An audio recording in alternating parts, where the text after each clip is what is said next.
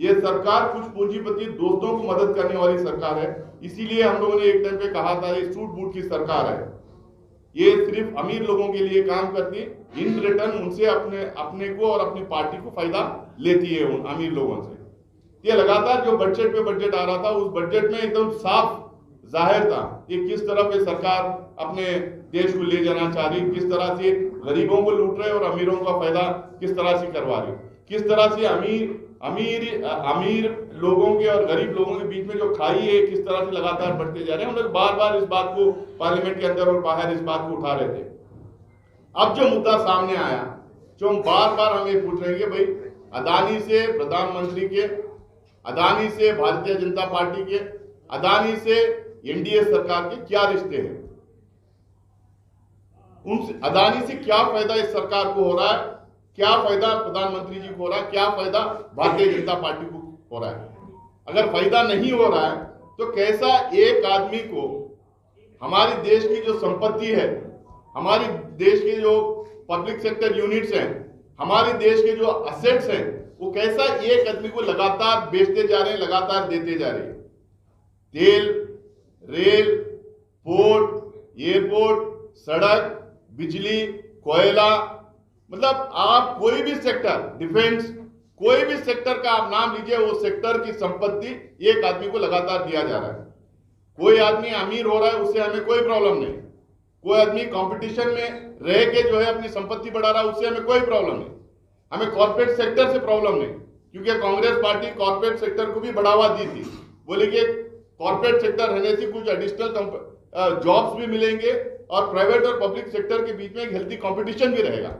लेकिन कभी भी कांग्रेस पार्टी कुछ लोगों को या कांग्रेस पार्टी के प्राइम मिनिस्टर कुछ लोगों को, कुछ उद्योगपति दोस्तों को अपने साथ अपनी जहाज में बिठा के ले जाके उनको ठेका दिलाने का काम, उनको कॉन्ट्रैक्ट दिलाने का काम, उनकी संपत्ति बढ़ाने का काम कभी किसी प्रधानमंत्री ने नहीं किया था, जितना नरेंद्र मोदी जी ने एक आदमी को पूरी दुनिया के कोने कोने में ले जाके अपने साथ जहाज में ठेके दिलाने का जो काम किया है। इजराइल जाते हैं, या तो प्रधानमंत्री अदानी को अपने साथ लेके जाते हैं, या नहीं तो प्रधानमंत्री जाके आने के बाद अदानी वहां पे जाते हैं, या नहीं तो प्रधानमंत्री उस किसी देश को जाके आने के बाद एक बहुत बड़ा ठेका अदानी को मिलता है। ये well establish fact public domain में है, इसमें मुझे नाम लेके बोलने की जरूरत नहीं। ऑस्ट्रेलिया में ठेका मिलता है, श्रीलंका में ठेका मिलता है, बांग्लादेश में ठेका मिलता है, इजराइल में डिफेंस सेक्टर जो सबसे स्ट्रेटेजिक सेक्टर माना जाता है, देश के हमारे सिक्योरिटी का मामला होता है, वो ऐसे सेक्टर में जहां पे बिल्कुल कोई एक्सपीरियंस नहीं, इस कंपनी को ठेका दिलाने का काम करते हैं। तो हमें सवाल जो उठा रहे हैं बार बार, इतनी यारी क्यों, इतनी दोस्ती क्यों, आपको इन रिटर्न क्या मिल रहा है। बहुत सारी ये बात राहुल गांधी जी ने लोकसभा में अपनी स्पीच में उठाए, मल्लिकार्जुन खड़गे साहब कांग्रेस के अध्यक्ष राज्यसभा में स्पीच द्वारा उठाए। लेकिन ये सरकार, जो सरकार के खिलाफ बोला जाता है, जो प्रधानमंत्री के खिलाफ जो बोला जाता है, वो पार्लियामेंट्री प्रोसीडिंग से एक्सपंज कर देती है।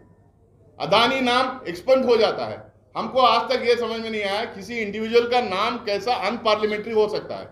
अनपार्लियामेंट्री एक लिस्ट है अनपार्लियामेंट्री वर्ड्स के, उसमें अगर अब जब झूठ बोला ये अनपार्लियामेंट्री है, सत्य से दूर है ये पार्लियामेंट्री है। अनपार्लियामेंट्री वर्ड्स हटा रहे हैं एक्सपंज करने, समझ में आता है। अदानी वर्ड कैसा अनपार्लियामेंट्री हो गया, कैसा वो हटाने समझ में नहीं आता है। अगर किसी बात का ऑथेंटिकेशन चाहिए, आप ऑथेंटिकेशन की बात कर सकते हैं, आप वन साइडेड किसी भी चीज को एक्सपंज नहीं कर सकते। लेकिन लगातार एक्सपंज करने की कोशिश की। आप एक्सपंज करते रहिए, आप हमें बात करने मत दीजिए। आप हमारे लीडर्स बात करते रहे तो आप वहां पे हल्ला करते रहिए, आप बार बार इंटरप्ट करते रहिए। लेकिन पब्लिक डोमेन में इस बात को अवाम के बीच में हम लगातार लेके जाते रहेंगे। इसीलिए आज ये प्रेस कॉन्फ्रेंसेस हम लोग कर रहे हैं। काला धन बाहर से लेके आऊंगा, 15-15 लाख रुपए दूंगा, ये तो उन्होंने बोला था। जब काला धन मैं लेके आऊंगा, ब्लैक मनी हिंदुस्तान से खत्म कर दूंगा, ब्लैक मनी खत्म करने की वजह से मैंने नोटबंदी किया, 50 तरीके की चीजें हो जाए।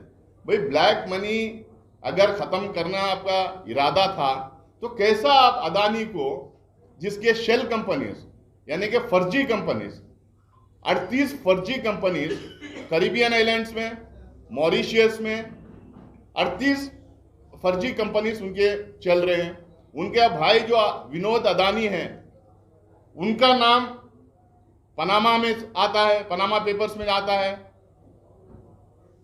पांडोरो पेपर्स में आता है, बहामा में उनके कंपनीज रहते हैं। उसके बावजूद कैसा उस कंपनी को लगातार ठेका आप देते हैं। जो भी बड़ा फाइनेंशियल स्कैम इस देश में हुआ है उसमें अदानी का या अदानी की कंपनी का या अदानी के भाई का नाम उसमें आता है।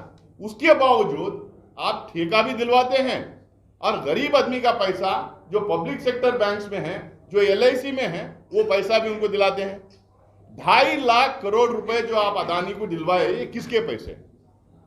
ठेका भी उन्हीं को, पैसा भी उन्हीं को। पैसा जब उनके शेयर्स के दाम जब लगातार गिर रहे हैं, अभी जो पिछले 15 दिन में उनके शेयर्स के जो दाम गिरे हैं, इससे LIC को 44,000 करोड़ रुपए का नुकसान है। ये 44,000 करोड़ रुपए जो नुकसान हो रहा है, ये हिंदुस्तान के 30 करोड़ जनता का पैसा है। 30 करोड़ लोग उसमें LIC में इन्वेस्ट कर रखे हैं। अब ये 30 करोड़ लोगों का जो नुकसान होगा, इसका भरपाया कौन करेगा? आप कहते हैं SC, ST, OBC माइनॉरिटी की प्री मैट्रिक स्कॉलरशिप के लिए आपके पास पैसे नहीं है, मौलाना आजाद फेलोशिप के लिए आपके पास पैसा नहीं है, मनरेगा में लगातार पैसा कम करते आप जा रहे हैं, ना नौकरियां दे रहे। और हम जो एक बड़ा स्कीम लेके आए थे जिसमें नौकरियां देने की बात है, उसमें लगातार मनरेगा में पैसा आप कम करते जाते हैं। लेकिन आप पूंजीपति दोस्तों का पैसा वेव ऑफ करने के लिए आपके पास पैसा है।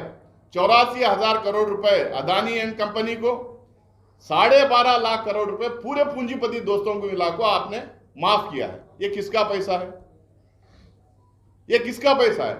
आप जो बात करें JNU के स्टूडेंट्स को पूछते हैं, भाई आप टैक्स पेयर्स मनी में आप पैसा, आप ये इतने दिन वहां पे क्यों पढ़ रहे हैं? कहीं कोई हो रहा था, पार्लियामेंट में हंगामा हम करे तो बोलते हैं भाई आप टैक्स पेयर के पैसों में आपको वहां पे प्रोसीडिंग चलाना है, आप हंगामा करके टैक्स पेयर का पैसा वेस्ट कर रहे हैं।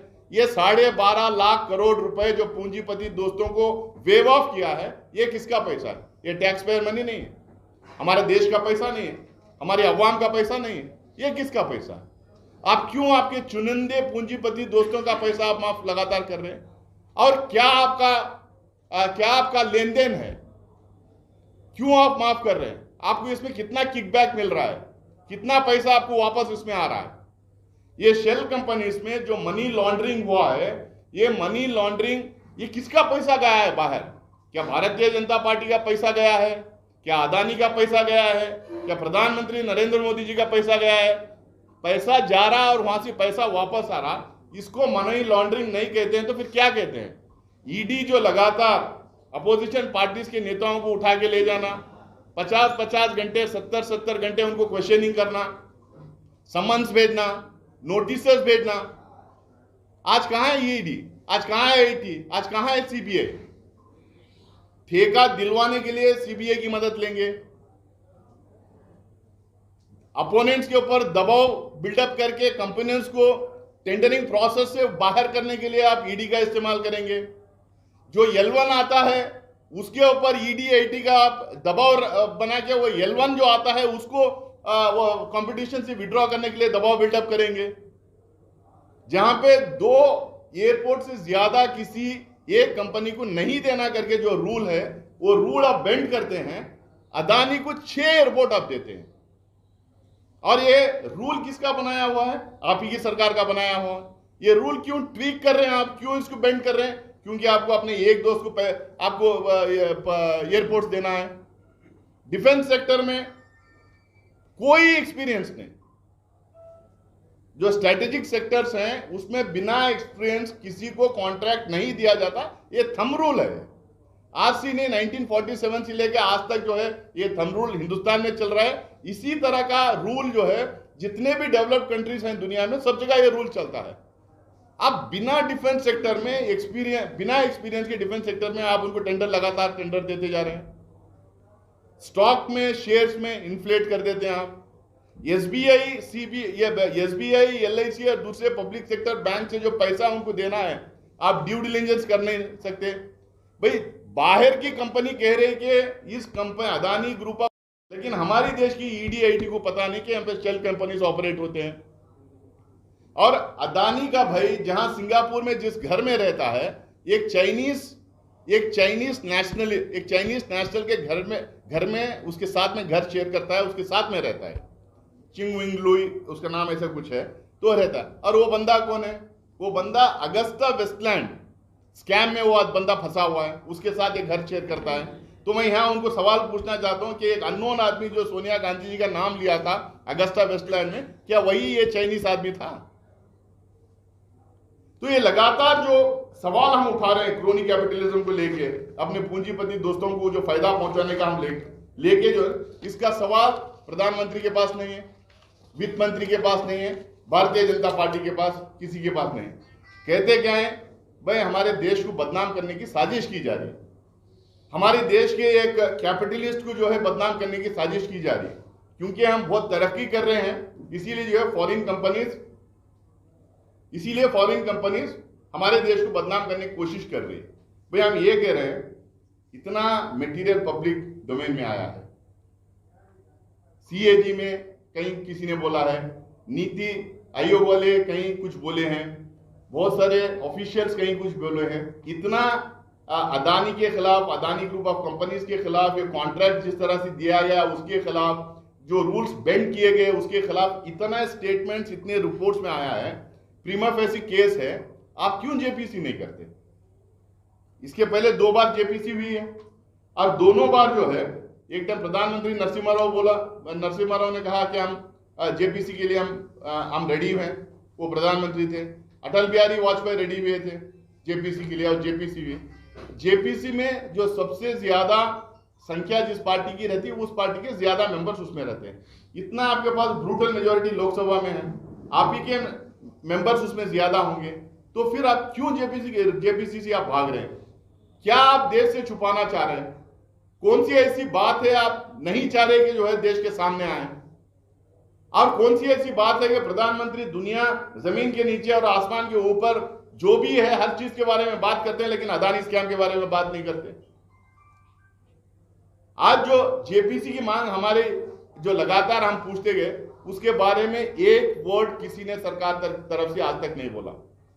एलआईसी खुद कह रही है कि हमें इतना नुकसान हो रहा है, एसबीआई खुद कह रही है कि हमें प्रॉब्लम दिख रही है, गवर्नमेंट खुद जो है कहीं अपनी 1-2 रिपोर्ट्स में बोली है कि एलआईसी के और एसबीआई के पैसे पे जो उन्होंने खतरा मंडरा रहा है, लेकिन उसके बावजूद आप किसी भी तरह का प्रोब करने के लिए रेडी नहीं। सेबी क्या कर रही है? आज तक सेबी की तरफ से कोई एक स्टेटमेंट नहीं आया कि वो कैसा रेगुलेशन इसको करेगी, क्यों उसको मॉनिटर नहीं कर रहे थे, कैसा ये शेयर्स में मैनिपुलेशन हुआ है, कैसा शेयर्स को इन्फ्लेट किया गया है, उसमें किसका पैसा लगा है, वो इन्फ्लेट करने में के बारे में सेबी की क्या राय है, इसका कोई जो है पब्लिक डोमेन में एक ग्रुप की तरफ से नहीं।